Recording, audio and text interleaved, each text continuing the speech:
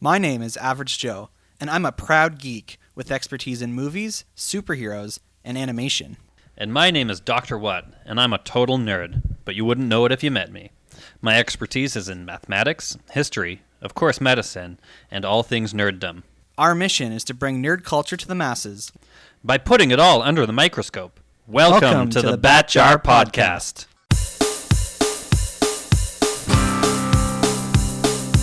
Movies, comics, graphic novels, TV, cartoons, animation, nerds are geeks, entertainment culture. Hear it on the Bat Jar, Nerdy Power. Nerds and geeks, come gather around the scene. Come and join us in the Bat Jar. Come and tune into Average Joe and his team. Lots of room here in the Bat Jar. When the newest nerdy news drops, these podcast pals put it under the scope. DC, Marvel, Disney, Star Wars, cinematic, multiverses, mega Christmas, strangest franchise. Hear it on the Bat Jar, Nerdy Power. Hello there, and welcome to the Bat Jar Podcast, where we put nerd and geek culture under the microscope. Wait. Is this new? Nerd and geek culture? I've not heard that before. Well, if you've listened to the last two episodes, since episode 150, I've secretly, sneakily added geek into the intro. Okay. Because for a long time I've been always saying, we're more geek culture than nerd culture, but I still kept using that same intro line of putting nerd culture under the microscope. Yep. But the truth is, we put nerd and geek culture under. So ever since the beginning, really. Yeah, more or less. Yeah. Once we figured out what nerds and geeks were, then it kind of deviated, I suppose, right, into one or the other. Yes. And then it's a conversation every time we get a new guest that they have to decide if they're a nerd or a geek about different things. True enough. Okay. So, Dr. What? It's good to see you again. Glad to be back. If you guys are the kind of listener who enjoy, listening to what's going on in the background, once again, my parents are visiting. They kind of do this twice a year or so, and you might hear a little bit of rummaging around in the background. They're just here visiting me because they're good parents, I guess. They are indeed good parents. And we saw Downton Abbey last night, the movie. There's a movie now? Yeah, it came out in September. Okay, clearly one of my geek/nerd interests is not Downton Abbey, but that's awesome. Well, I was able to enjoy it surprisingly, and I can appreciate how your average moviegoer would have felt watching Avengers Endgame.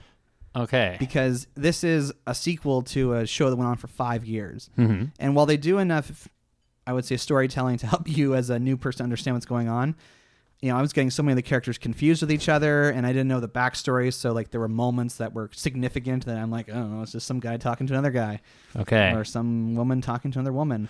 So wait, is Mr. Darcy a good guy or a bad guy in all this? I don't remember any characters named Mr. Darcy. For all I know, there probably was. That's a Pride and Prejudice reference, actually, and I'm confusing publications. I haven't watched that one either, so. That's a book, actually. But it's also a BBC miniseries. It's kind of a similar type of thing. Wasn't there a movie with Keira Knightley as well? Yeah, I think so. Point is, I haven't seen it, and I'll probably never see it unless I get forced to watch it by somebody else. Somebody could slide that into the Bat Jar. That's something people really nerd out about. I guess. Yeah. If you really want us to do Pride and Prejudice, I guess send us an email. I'll take a pass, but yes. Other people listening. No, if you're the other one suggesting it, you're gonna. I don't want to be caught talking about Pride and Prejudice.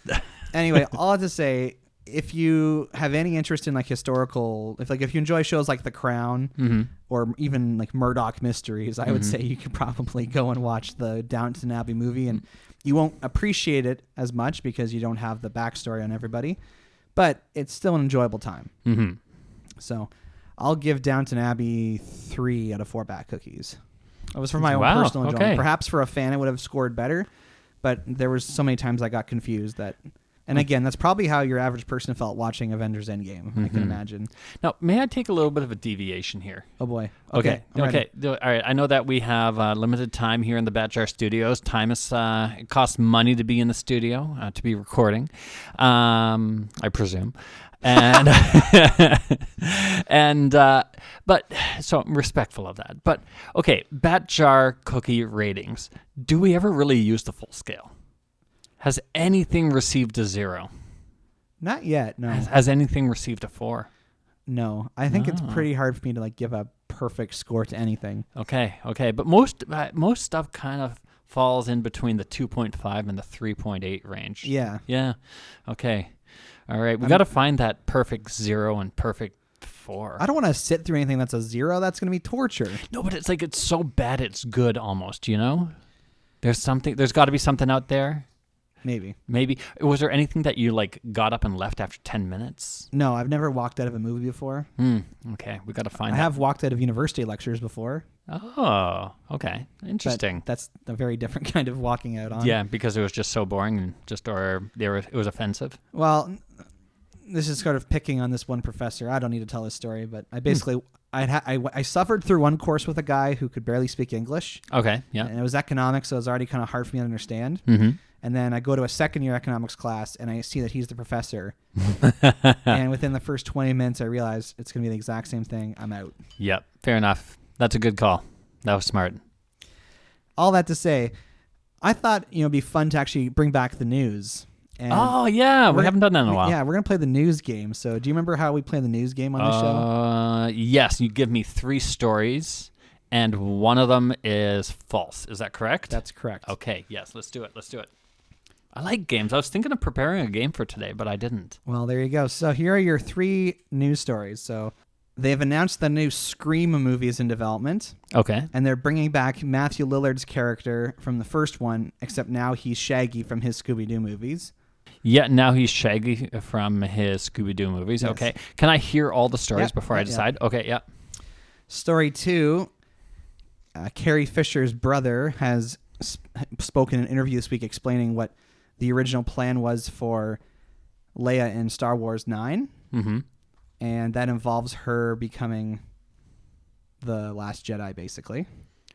Okay, all right, So yeah. this could be true or false. Yeah. And thirdly, Joker is now the most profitable comic book movie of all time. So it's been out for just over a month now, and it's already been deemed the most profitable comic book movie of all time. The most profitable. Yes. Okay, that's probably because its production budget was so small, if that were the case. But Avengers Endgame was the highest grossing of all time.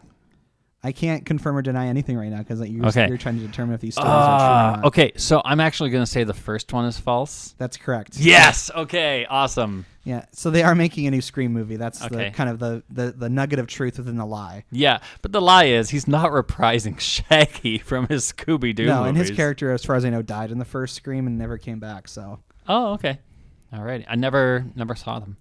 But I don't want to. You guessed right. I don't want to talk about the Scream movie. Can we talk about one of the other 2 stories? Okay. Would you rather hear more about the Joker thing? I kind of want to hear. I think I already know the the Jokers because it's a low. I'm willing to bet that it's just because they didn't have to spend a lot of money making the movie, and because it's a relatively popular movie, it's grossed it all. It's kind of like Blair Witch Project, cost like $20,000 to make, made several million. Similar story here. But let's talk about Carrie Fisher and her brother and Last Jedi, etc. Okay, so when this new Star Wars trilogy was announced, they kind of had this idea in mind where one of the original 3 leads was going to be like the highlight of each film. So Han Solo was the highlight of 7, which we saw. Yeah. Luke Skywalker was the lead of 8, which we saw. Oh, okay. I And see then what's going on here. Episode 9 was going to be Leia's movie in the spotlight. Right. But obviously, Because she passed. she passed away in 2016 when they were, as far as I know, I think they'd either just finished filming for Last Jedi or they were in the midst of filming Last Jedi. Okay. So they didn't obviously get to have her around for when they actually went to do Star Wars Episode 9. Yeah. So this is what her brother, Todd Fisher, has said. And I don't know why they're interviewing this guy. I've never heard of him before outside of Me neither. being Carrie Fisher's brother. But this is what he says. Quote, "She was going to be the big payoff in the final film. She was going to be the Last Jedi, so to speak.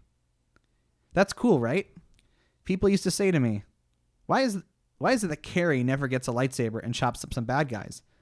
Obi-Wan was in his prime when he was Carrie's age." Okay. All right. Anything else? I mean, the quote goes on longer, but let's just talk about that idea. Like, would you have been cool with seeing Princess Leia or General Leia or whatever come out of the woodwork in this 9th movie, and she's got a lightsaber, and she is the last Skywalker, and she's the chosen one again, or whatever. No, I would not, because I think it would be a look. Honestly, much respect to Carrie Fisher's acting chops, but it would look a little bit silly because she doesn't have the athletic physique of at that point, and so it might look a little bit odd. But Neither did Christopher Lee or Ian McDermott. They found ways to make them. They made it work, but like but that was also the first Star Wars, or Star Wars Episode 4. I think if you had her take on a role more of Emperor Palpatine, but in a good way, like using the Force a whole lot more. I don't think having her in a lightsaber battle, I don't think the physicality of the lightsaber battle would have been believable. So ignoring the believability, because admittedly, from the first time that was announced that she was Luke's sister in Return of the Jedi, I was kind of like, well, why doesn't she get to be a Jedi? Why isn't she, if she's supposed to be so powerful in the Force and all this stuff? Like, I felt kind of cheated by the fact that she never went down that path. Yeah.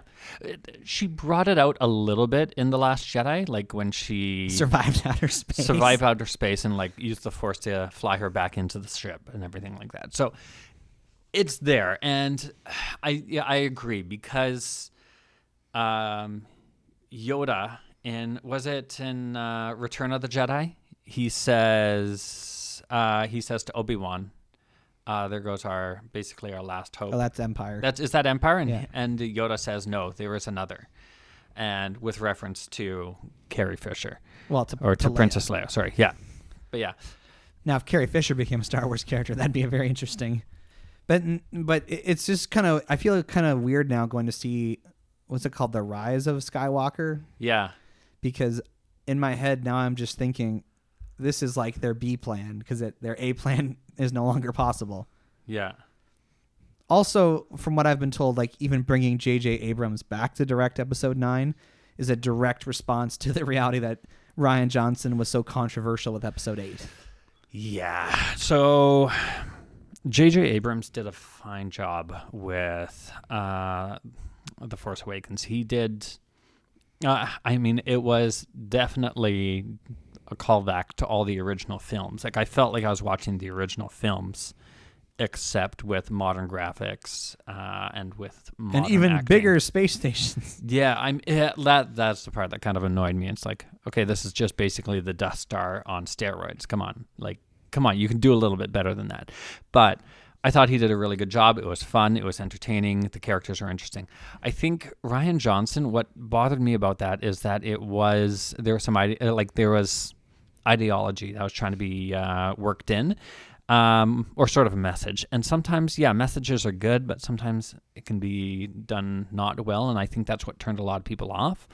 I want to go to a movie and just enjoy it a lot of the times. Sometimes a good message is interesting, but not with The Last Jedi. So I'm glad that they brought J.J. Abrams back. Hopefully it's just a good romp. It's just a good, fun movie. So it doesn't bother you at all that we're going to be getting basically the B plan of the movie? Well, who was going to be directing? I mean more so like JJ's plan was because he was involved with mapping out this whole trilogy. Okay. The original plan was to have Leia become the Skywalker that rises. Yeah. But because they can't do it anymore, whatever story they've come up with for 9 is now what I'm saying their plan B. Totally had to been changed. I'm okay with that. I mean, sometimes you can still... we haven't seen it yet, so yeah, it's not the original story, but you can still create a good story even with a curveball like this. So these people are talented individuals. I'm willing to see that they might be able to pull something out. It wasn't the original plan, but you still have a good thing at the end. I kind of wish Todd here just kept his mouth shut until the movie came out, because now I'm going to be going into Rise of Skywalker thinking, all right, let's see what their second idea was. For me personally, it's gonna ruin my experience of watching The Rise of Skywalker. I think, okay, if you have lower expectations going in, I think that might actually help you. So I saw the movie Mean Girls thinking it was just a chick flick. I actually loved that movie because I hated the thought that I was going to go see it in the first place, and I found out it was actually an amazing movie. Anybody else out there, if you had the same experience, please let me know with a movie. But honestly, having low expectations for a movie actually sets it up to be a whole lot better. Like the first Hulk movie, I was told it was really, really crappy, so I had really low expectations going in, and actually didn't hate it. What? That Yeah. movie was, I mean, I was a lot younger when that movie came out in 2003, and I was bored out of my mind. Yeah, it's kind of like somebody tells you, like, oh, this is going to be, like, really, really terrible. You go in expecting it's going to be terrible, and then when it's not that terrible... That's fair. I've Yeah. definitely had that experience with movies before. Mm-hmm. All that to say, The Rise of Skywalker is coming out December 20th. Mm-hmm. This is the last one in the Skywalker December saga. 20th this year? Yeah. Oh, okay. Awesome. Yeah, right Great. before Christmas. I got to book that off. Yeah, well, I mean, you could probably see it the Thursday night if you really needed to. What other movies have done this? Where, like, a lead character... Oh, that was Bruce Lee, Enter the Dragon. Was it that one? Or no? There was another movie that Bruce Lee was in. There have been a number of movies where, like, there was... Was it Brandon Lee in The Raven? There was a movie, I can't remember the title, but it was Heath Ledger was working on it when he died. Oh, yeah, not the Imaginarium. No, it was like Doctor something. No, it wasn't the Imaginarium of Dr. Parnassus, was it? Maybe. Yeah, it Yeah, I saw that movie. It seemed good. It seemed seamless. And there's a bunch of other actors basically playing the part. Really? They had other people fill in? That's what I thought. I haven't seen this movie, so... Interesting. I remember seeing that movie and thinking, I knew that Heath Ledger died during the filming of it, and they couldn't really quite put everything together. I guess Paul Walker, he died when Fury 7 hadn't finished filming yet. Yeah, but they did a pretty darn good job. Yeah, they got like his brother in there, and I think they did some CG as well. Yeah. Yeah, you can do it. You can do it. But if she needs to show up, I hope they do it tastefully, because this is somebody who has passed. Well, I hope so. Her character is the only one of the original the original 3 Star Wars heroes that's still alive in these movies. Yeah. So she's got to be in there. They can bring back Luke, because Force Luke, glowy Force Luke. They can bring him back. It's true. You're right. Yeah. All right, fine. So anyway, there you go. Star Wars: Rise of Skywalker comes out December 20th. Okay, on a scale, Leia's not going to get a lightsaber. On a scale of 1 to Avengers Endgame, how excited are you for this movie? Well, what number does Avengers Endgame represent? That's like, let's be honest, that was probably the most excited for a movie I've ever seen you. Yeah, but I don't. I need like I don't know. Let's say that represents 10. Okay. I would say I'm probably about a 6. You're about a 6? Okay. Yeah. All right. Yeah. You know what? I'm about the same. Yeah. I'm guarded because Disney has had more misfires with this franchise than they've had solid hits. So I'm guarded. I'd say they're batting 50%, which is, in baseball pretty good. In movie land, not as good. Well, that's a good time as any to pivot. So yeah, pivot. This week, we're talking about comic books as tools for education. Now, Dr. What, of course, you and I are both qualified educators. Hardly. We both work in the field of education. Now, you've had a previous guest, also your roommate, who is an educator. Yes, Professor F. So that's right. I had the chance to briefly engage him in conversation. He said something in the first minute that triggered me. What did he say? He's like, yeah, I could see you using comic books in class, but not DC or Marvel. And I was like, what? Oh, dear. Okay. And he gave reasons why, which I'll get into as we get into the subject. But yeah, so and I'm of course kidding. Neither Dr. What is a very educated man. Well, thank you. And a medical professional. Thank you. I am somewhat educated, but I am not in the education field. I do some training and coaching as part of my work, but it's mostly with adults. So you do education, yeah? Yeah. Education for adults. But the person who emailed us with this topic was referring to using comic books as a tool for education of children. In classrooms. She didn't mention classrooms specifically, but she did kind of emphasize like teaching kids. Okay, yeah, fair enough, yeah. That's a little bit more broad. I'm fair with that. I'm okay with that. So let's just dive right into this subject. So when you are asked the question, should comic books be in the classroom or should children learn to read using comic books? What do you think? So I would actually be okay with the idea.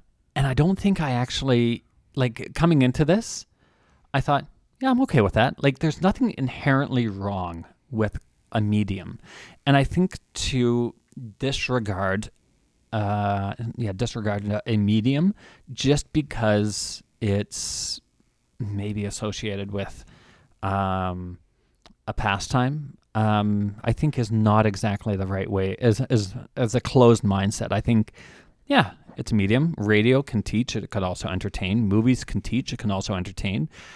Books can teach. They can also entertain. Why not comics? So on the face of it, yeah, we should be able to use comic books. Now, has it been done effectively? In my life, I don't think I can't remember going through a comic book and learning a concept. But I have to think hard about it because maybe you know something that I don't. I actually, that's not true. I learned French from Asterix et Obelix comics and Tintin back in the day. Yeah, I think it sounds weird to hear Tintin's like genuine name and Tintin. Yeah, it sounds strange to me. Snowy is Milou in French. Mm. Yeah. Yeah, so I didn't learn to read using comic books. I didn't start reading comic books till I was already old enough. I think I was like 12 years old when I first read a comic book. Okay. And by that point, I already learned how to read. 12? You were 12 when you learned to read a comic book? Well, I didn't learn. Sorry, 12 when you first got a comic book. Yes, that's right. Yeah. I see some vigorous head shaking in the background. Mr. and Mrs. Average disagree. I distinctly remember being... Unless your last name is Joseph. No, yeah, I guess my last name is Joseph. No, it's Average Joe, so Joe is my last name. Your last name is Joe. Mr. and Mrs. Joe yes. vehemently disagree that it was that late. Well, they might be thinking of like storybooks featuring superheroes that I had, but the first time I remember having an honest-to-gosh comic book was up at our campground. There was a guy he'd have these giant boxes of comics that he would sell to the store, and the store would then sell them to us for $1 a piece. Oh, nice. And I distinctly remember being at least grade 7 age before that came along. Okay, I'm going to push you a little bit on this. Sure. Okay, Calvin and Hobbes. No, you didn't have Calvin and Hobbes before then? No. Okay, did you read the funnies? Maybe like comic strips and newspapers, sure, I would have read before then. Okay, I'm going to push you a little bit more. Archie comics. I remember seeing them in newspapers or not newspapers, but like grocery stores. Grocery stores, but you never like pulled one down? I don't know. There might have been some lying around the house. Okay, all right. I'm getting some affirmatives in the background here too. This is very entertaining for me. I don't actually recall that very much. Okay. Do you recall how old you would have been when you first read a comic book? I can remember the first time I picked up an Archie comic book, and I'm pretty certain I was in kindergarten. Okay. Yeah, I can remember that pretty distinctly. Kindergarten or grade 1. Yeah, we have to remind ourselves as we're having this conversation that comic books, as you pointed, it's a medium. Mm-hmm. It's not just one specific type of storytelling. Yeah, it's not superheroes, although it did kind of get its start that way. Not even, because the original comic books were just simply reprints of comic strips, which were mostly like funnies or like Tarzan kind of adventure things. So So while like if you were to go into a comic book store today, a large percentage of the stuff you would find in there would be superhero based. Yeah. There are other types of comic books. So I guess I just want to remind people of that when we're talking about comic books, we're not just referring to superheroes, but you bring up Archie. Yeah. And you brought out Asterix as well. Like there's all kinds of Asterix and Obelix. Yeah. There's all kinds of comic books out there that are not about superheroes, and that certainly can be part of the conversation. So I learned to read without comic books. Yeah. I can't actually even remember one of the lessons I learned, because Archie comics always kind of had morals. Yeah. And I can even remember one of the early morals that Archie kind of don't date two girls at once. Well, there's that. That's sort of love triangle stuff. But no, it was interesting. So, do you remember? Sorry, I hope I'm not getting too off track with this one. Do you remember in Archie comics that Archie always had his jalopy? Is a jalopy a type of car? Yeah. Sure. It's a car that like barely runs. It's old. It's kind of falling apart. Sure. So in the story, he shows up one day and he has in his driveway a brand new car, and it says to Archie, "This is your new car," and it's anonymous. And he's like, "Oh, wow, that's fantastic." But Archie refuses to drive it except on Sundays. And the rest of the comic is about how Archie is still driving around in his jalopy, and all of his friends are saying, "Archie, you have this brand new car sitting at home. Why don't you do it?" And he's like, "No, it's only for Sundays." And the moral of the story is, it was actually a Christian moral. It was, you know what, if you have this new life, don't just do it on Sunday. Do it the entire week. It's kind of the moral of the story. Yeah. So let's think about comic books themselves. It is a type of reading that involves pictures and words. Mm-hmm. It is kind of a step up, you would say, from picture books. Mm-hmm. Because you think of picture books that you give little children. Usually each page there's maybe one, maybe two images, Mm-hmm. and then there's words somewhere on the page basically describing exactly what's happening in the picture. Yes, and that is exactly what I'm doing with my son these days. I was going to say, you're probably familiar with picture books. Yes, very much so. Whereas if you open a comic book, Mm. there are words and pictures, but the words are not necessarily describing what's happening in the images. Yes. If anything, they're meant to be like a supplement, as if they're like two parts of the piece of art kind of coming together. Mm-hmm. Now, there was a time when comic books were basically like that. And again, the early Superman, Batmans, the captions would be literally describing Batman grabs the wrench and smashes the guy in the face with it. Mm-hmm. And then it has a drawing of Batman smashing a guy in the face with a wrench. Yeah. Okay. But nowadays, everything's much more subtle. So, like, I have my hard copy of Batman Hush here, and I have it open to an image of, let's see, it's an image of Batman strangling the Joker. And if I look at this one specific panel, all you can see is Batman and Joker's bloody hands. And you see a gunshot ricochet off of Batman's forearm. Okay, so that's the image. Okay. And then here's the caption that goes along with this image. So imagine this image of Batman strangling the Joker. Mm-hmm. And it says, "I could crush his windpipe and sever all oxygen from his brain." Okay, that's pretty cool. So this is part of Batman's interior monologue. Yeah. And then you see the gunshot, and then there's a word balloon that's clearly coming from someone off panel that says, "Stand up and put your hands in the air." So obviously someone... Sounds like a police officer. It sounds like we're kind of getting a bit of a story, but yeah, it's not as... So do those words describe exactly what's in the image? Do, like, the, what he's... Like, what's written down? Like, the actual text that's Yes. on the image? Yeah. No, not at all. Yeah, but they complement each other. They do. So Absolutely. like Batman's caption is it's helping us see what he's feeling right now in the midst of strangling the Joker. Yeah. This is a fairly dark moment to pick up out of the book, but It is. It is. It's okay, though. it's meant to illustrate that in a good comic book, the words and the art complement each other. They're not necessarily a direct replication of one another like you would find in a picture book. So, speaking of the Joker, I unfortunately wasn't able to make it out to the 150th episode. Is that right? Yes, that is correct. You were not here. Okay, well, I was just wondering if it was the 150th episode. Oh, yes, Yeah, it was. yeah. Yes, that's right. But I do remember not being here for that. But that being said, one of the things that we were supposed to prepare for that episode, I unfortunately couldn't make it last minute. One of the things I was supposed to prepare for that episode was my favorite Joker moment. And just because you mentioned the Joker here, it made me think about that episode, my favorite Joker moment in any media. And I'm going to go off on a bit of a tangent. I know that Ben the Movie Buff mentioned that really shocking moment in The Dark Knight where Joker makes the pencil disappear. What was your favorite one again? It was from Batman Beyond Return of the Joker. Right. Yeah. Where he says, I would laugh if it wasn't so pathetic. Yeah. I'll do it anyways. That one. Okay, yes, because you played the clip. Okay. Now, mine's a little bit more of an off-the-wall episode. It's I have to go to I think it's the 1963 Batman TV show. 1966. 1966, sorry. Where it's an episode, it's Surf's Up, Joker's Under. Do you know the one? Yes. Yeah. That is just ridiculous comedy. I mean, it's a different take on the Joker. Joker shows up to the beach and kidnaps the world's best surfer with the aim that he will transfer this world's best surfer's ability to himself, gain the respect of all the surfers, then Gotham City, then the world. That's his plan for world domination. He's stealing surf ability.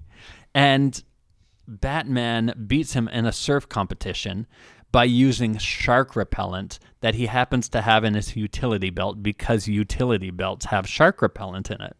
I mean, it's an absurd, and he, through the episode, his sort of his henchwoman is Undine, who walks around in a silver bikini and talks into a hot dog and pushes up as a.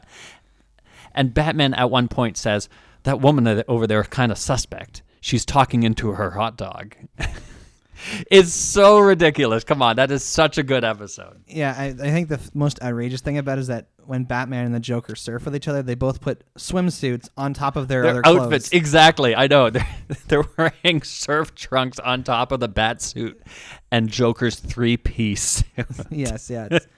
It's quite ridiculous. It is quite ridiculous. Anyways, I wanted to mention that. Yes, of course. So let's get back on topic now. So comic books as education tools. Okay. So whether, to my memory, I don't remember learning how to read from comic books. It sounds like you didn't learn to read using comic books. I learned French. Learned French using that because there's a lot of words that they use in those comics, in Asterix and Obelix and in Tintin, that I'm like, gosh, I don't know what that word means. And I had to like go to my dictionary and look it up and everything. So we can agree there's kind of a progression here, going from picture books where you have pictures and words that describe the pictures to a comic book that has pictures and words that code together, but they're not direct recreations of each other, to then having prose fiction where it's just words on a page and you're left with to your own imagination to create the images. And the author has to use the images, much the same way that you just did right now, describing to me, because you never showed me this comic of Batman trying to choke the Joker. You never just showed me the photo. I had to create that image in my mind, much the same way as our listeners did. Good point. Yeah. It was intentional. I noticed. So I actually went on YouTube and looked up comic books as education tools, and surprisingly, there's a number of people who have done TED Talks. I watched those. I watched 2 of those. Yeah, like there's people who have actually like done research on the idea of using comic books as tools for education. And I was really surprised. Like there's one, I can't remember the name of it, but there's an organization now that's basically their whole kind of mission is to get comic books into the classroom. Awesome. Get kids learning using comic books. And there's people who are writing comic books now for education purposes. So this one person writes a comic book series about the human body. And each kind of book tells a different story about how the human body works. Kind of like that Osmosis Jones movie. If you ever saw that. Oh. But better. I remember this, but not well. It's basically a movie about the human body, and they make a white blood cell a cop and all that kind of stuff. Oh, yeah. Wasn't there like a famous actor who actually voiced that? Chris Rock. But yes. Anyway, let's not get too off topic there with that. Okay, sure. One of the people in those TED Talks, they talked about Dan Pilkney, who is the author of Captain Underpants. Oh, yeah. So apparently he was dyslexic, or I guess he would still be dyslexic, but as a child he had a hard time reading prose fiction. He had a hard time reading books because he just had a hard time focusing on the words on the page. But he found it very easy to read comic books because of the way the words were spelled on the page and they were accompanied by the pictures, that he actually fell in love with reading through reading comic books. And he went on to become a published author himself. Oh, interesting. Of Captain Underpants. Of the comic books, yes. I think, actually, I don't know because I haven't read Captain Underpants. I don't know what kind of, if it is a comic book or if it is like a storybook or if it's a young, like a junior novel. I have no idea myself either. Apparently, they're junior novels. My mom piped in there in the background. But. I was going to say though, just with regards to your other point, with learning. It actually, I realized back when I was reading those French books that I could infer the meaning of words that were used that I was unfamiliar with from what was actually going on in the panel. Do you know what I mean? And that was one of the ways that allowed it I could form connections through the images to the actual dialogue. Yeah, I mean, with both comic books I read and novels I read, I'd come across words I didn't understand, and so I'd have to either look it up or just imagine when I knew what they meant. But you're right. With the images there, you could try to infer what was meant by the words on the page because it's accompanied with a photo. Comic books are stories told through sequential images. So it's almost like a whole nother set of skills you use when you're reading a comic book. It's not just reading the words. It's actually using your critical thinking skills to interpret the flow from one image to the other. Yep. Arguably, you use your imagination more when you're just creating it in your own mind and you don't have the visuals there as a cue. Yeah. But it creates, I'd actually argue that it creates a bit of a better story because, well, it creates a different story because you're provided the image. And so you can take in a little bit more from what the author is trying to put forward for you, or at least what the author is, or what the artist is putting forward. So it's a less intensive process, but at the same time, you can also say, wait, that doesn't quite make sense. And you flip back a few pages for a previous image and to see if a detail in a previous image relates to what's happening where you're at in the story. Yeah, I know that even now, like I was rereading a comic book this weekend for the sake of kind of like entering into this exercise. Mm-hmm. And even now, like there's a lot of images in here that I'm like kind of like, or I'm just trying to understand the flow of the story, and I'm like rereading it to try and make sense of actually what fits where. And that was the point one of the people made in their TED Talk. They said that, you know, comic books encourage multiple readings because you can read through it multiple times to get a greater appreciation for what you're doing. Whereas generally, like, I'm just not the type of reader that will reread a novel. I read it once and I'm done with it.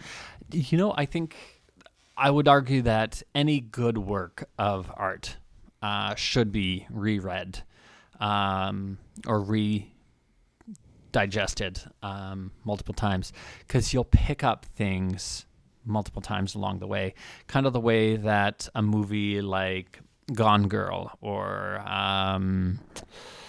The Usual Suspects, these types of movies, you need to go back and watch, kind of the same way that you went back and watched Avengers Endgame or Avengers Infinity War several times, even in the theaters, just to take in details that you may have missed the first time around, because there's just so much being put forward at you. And yeah, there's Easter eggs, but there's also like artful direction that doesn't become apparent until you know the full story.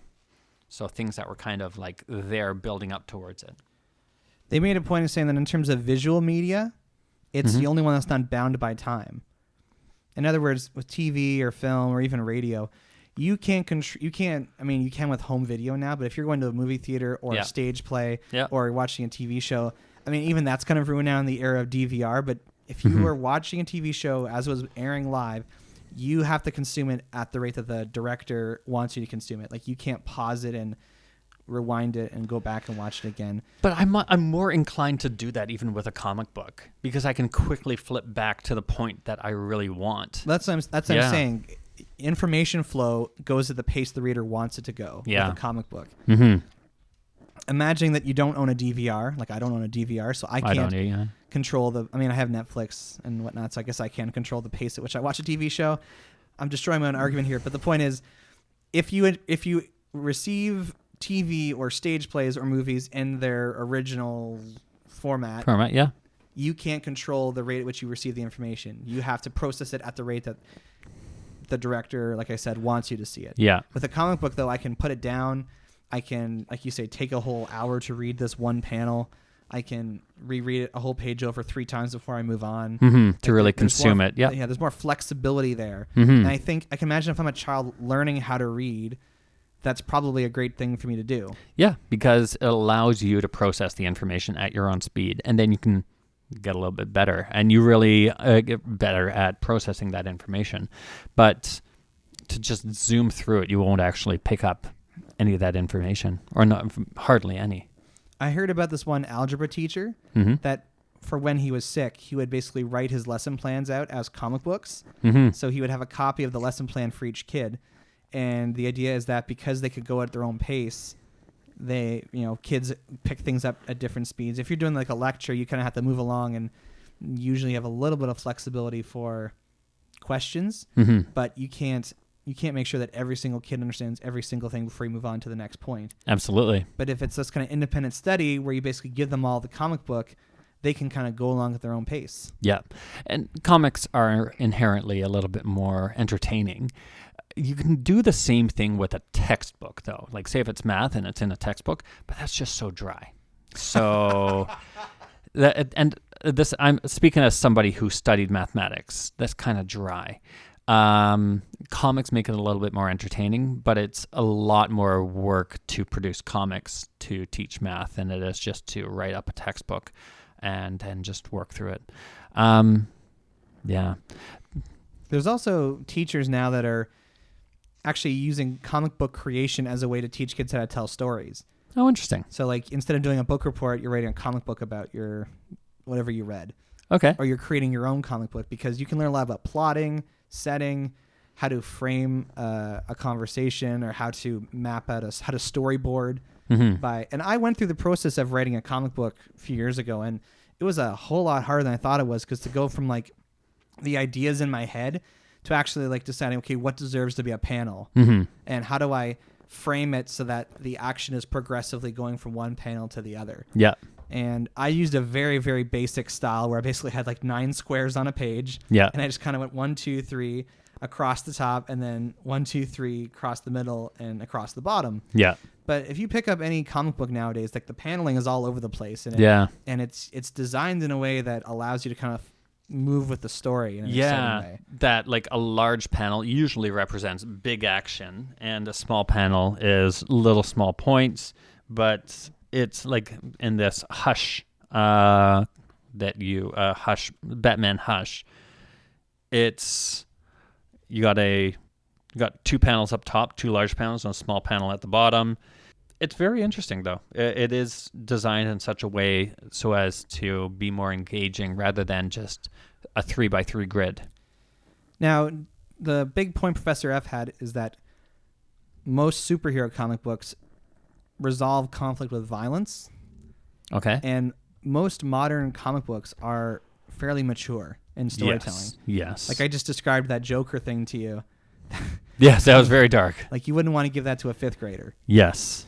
And I have before me Watchmen, which is considered by many one of the greatest graphic novel comic books of all time. It's very adult in themes, and when it was made into a movie, it was R-rated, and the TV version of this that's on right now is rated, for mature audiences. So this is certainly something you wouldn't want to give to a child learning how to read. And the unfortunate thing is that when comic books were first introduced in the 30s, they were targeted towards children. But as time has gone on, the audience for comic books has become more diverse. And the reality is that I would say by the 70s, most mainstream comic books were being written for an adult audience. And that's just sort of continued on to this day where, Batman Hush, for example, is a 12-issue storyline that happened in the Batman comics that's fairly adult drama and a lot of stuff that would be really hard for a kid to understand. And there's a lot of violence, blood, guts, like just not stuff for kids. No, but these are a number of comic books. There are other ones like other graphic novels like Mouse, I understand is. Have you heard of that one? I have heard of that one. Yeah, I heard that one's like basically using like a comic book genre to discuss what happened to the Jews during the Second World War. Is that right? Yes. Yeah, and instead of it being people, they're mouse. They're mice with, I think, cats that kind of like are preying upon them. Yeah. Yeah, And which is not quite the violence thing, I suppose. But yeah, there's all kinds of comic books out there that are more all ages. Yeah. But even DC and Marvel, they have imprints and they have books that are for kids. They got Scooby-Doo and they got Batman and Spider. Like they do have comic books that are targeted towards a younger audience. So I would agree with you, and I disagree with our dear friend Professor F. That DC and Marvel can have publications that are actually suitable for children. It would just have to be the right imprint of them. I wouldn't want to put Hush or Watch in the hands of a kid learning how to read. Oh, heck no. Even, you'd have to... It's kind of like movies, right? Like you decide what ages to introduce movies to kids. But certainly, like if they're just learning how to read, then they should be introduced to comic books that are either from like the 50s that are so so nice and kind of zany that there's no issues there. Back when there was a lot more censorship in comic books. Yeah. Or it would be these newer ones that are like Teen Titans Go, that is stuff marketed directly at children. A little bit of a deviation back to a previous topic about comics being outside of time, and you can use that to your advantage. I'm reminded of, actually, it was back in my university days, one of my favorite, and even a little bit before that, one of my favorite comics at the time was Bob the Angry Flower. If anybody has ever heard of this, awesome. It's a very niche, it's very small market. The guy who writes it is called Stephen Notley. And if you're thinking, Stephen Notley, gosh, that last name sounds familiar. Yeah, it's the brother of Rachel Notley, the former premier of Alberta. So anyways, a little bit random. But anyways, he put out this one comic panel, and it's mostly comical what he did. And Bob the Angry Flower is just kind of like this crass flower. And he, in this one comic, he has the time looking forward tube. And the entire comic is about him looking through a periscope to to a middle panel. And the middle panel is him saying pancakes. And the first panel says, I see in my future I'm going to say pancakes. Well, that's really lame. I'm going to say something else. I'm going to say a swear word. All right, here we go. Here comes the swear word. And of course, the progression of time in these panels, he has to say pancakes. And then the following panels are, what the heck happened to my free will? I distinctly remember saying I wasn't going to say pancakes. And he's all depressed at the end of it. But you can make jokes with this being outside of time. Okay, so Dr. Wood has come over to my seat and with one finger typed out the URL for Bob the Angry Flower. And I am looking at the comic strip he's referring to. And you're absolutely right. Like it is a clever visual gag. Yeah, it is totally a visual gag, and it only works in comic form. But again, sorry, this is off of the educational aspect of it. No, but I learned something. So there you go. All right. Educational nonetheless. Yeah. If you go into deciding to use comic books in your classroom, superhero comic books, a lot of them fit into the same genre in the same sense. A lot of superhero movies are in the same genre. So you're kind of stymied, I guess, if you're doing like a study on science fiction or crime fiction, then it would, or fantasy, then that would be the place to use superhero stories. But as you pointed out, Mouse, I think of a comic book called Persepolis, which is an autobiographical take on this young girl who grew up in the Middle East during changing political regimes. Oh, interesting. And it's a graphic novel it's basically her life as from a small child into her adulthood. Interesting. Living throughout different political regimes. And if it was a novel, I probably wouldn't have read it. Admittedly, I guess I read it because I had to for a university course. But the fact that it was a comic book or a graphic novel, I was able to actually enjoy it. To be frank, like I'm just not a huge reader of novels, but you give me something in a comic book form, and it's just more appealing to me. Absolutely. I would agree. And I'd still say a comic book as a medium is much more appealing, kind of the same way that, in Seinfeld, George Costanza doesn't want to read the book War and Peace, but he found out that you can get it on audiobook. And they have audiobooks back during Seinfeld's time? Oh, they totally do. Yeah. I guess it was books on tape. It was books on tape. Yeah, sorry. Books on tape. And George wanted to read War and Peace. Didn't want to put in all the time of reading it. He got it on audiobook, but the only way you can get it book on tape, the only way you could get book on tape is if you were blind, and the library would provide it for you. So George had to pretend to be blind. Of course he did. Yeah.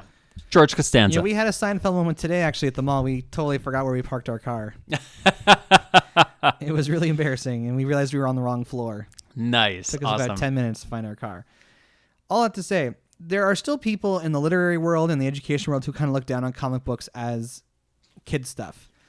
And I think if you picked up someone like Watchmen or Hush, you would see that there's very sophisticated storytelling with mature themes, and you have all kinds of characters with dynamic backstories, and the relationships they have with one another are, again, you need to understand the backstory to really kind of get the whole thing.